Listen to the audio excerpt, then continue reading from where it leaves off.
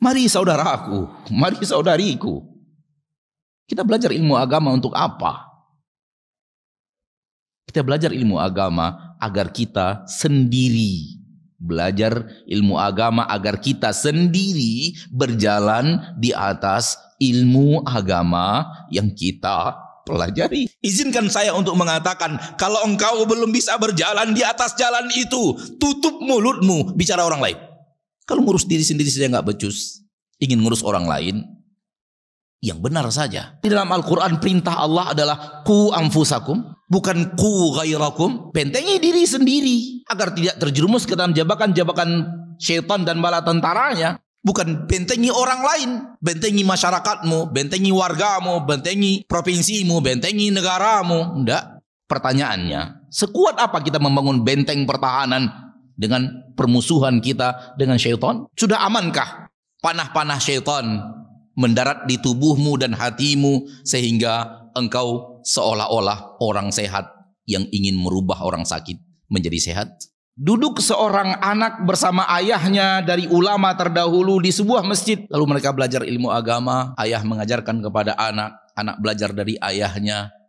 Pemandangan yang langka di zaman sekarang walau masih ada. Allah takdirkan malam itu hanya mereka berdua yang belajar. Dan orang yang datang ke masjid, orang yang istirahat, tidur di masjid. Karena masjid dululah sentral kegiatan masyarakat.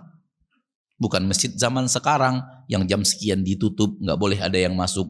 Karena kalau masuk dicurigai pencuri.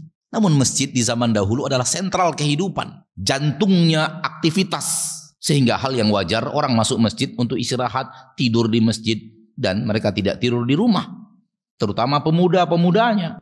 Dan sampai zaman kakek dan nenek kita atau zaman ayah kita masih terbiasa jarang tidur di rumah karena tempat tidur adalah surau. Intinya malam itu hanya mereka berdua yang belajar. Kemudian mereka istirahat, bangun, sholat, belajar lagi. Dan tak ada orang yang melakukan itu kecuali mereka berdua. Yang lainnya tidur sampai mendekati waktu subuh. Alhasil, di akhir menjelang waktu subuh si anak berkata kepada ayahnya, "Ayahanda, untuk apa orang yang datang ke masjid kalau cuma untuk tidur doang?" Rasa-rasanya sebuah ungkapan yang lumrah bagi orang yang masuk masjid beribadah, sholat, belajar, menghafal, memahami, lalu orang di sekitarnya tidur. Dan tak seorang pun yang melakukan aktivitas itu sampai mendekati waktu menjelang subuh. Terlontarlah kata-kata seperti yang telah kita sampaikan.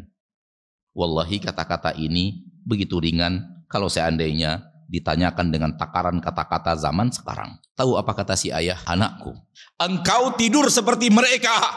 Lebih aku sukai daripada engkau belajar dan mulutmu menyakiti mereka." Tidur engkau seperti mereka. Tak belajar dari tadi.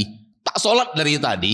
Dan engkau selamatkan lisanmu dari menyakiti saudara muslim yang tidur di masjid ini. Lebih aku cintai itu. Jangan engkau belajar. Belajar itu untuk memperbaiki diri, bukan untuk memperbaiki orang lain. Kalau kita jadikan ini sebagai ibrah, kemudian kita menata hati, mencoba untuk berusaha seperti ini, kita akan mengatakan alangkah jauhnya saya dari kisah di atas. Dan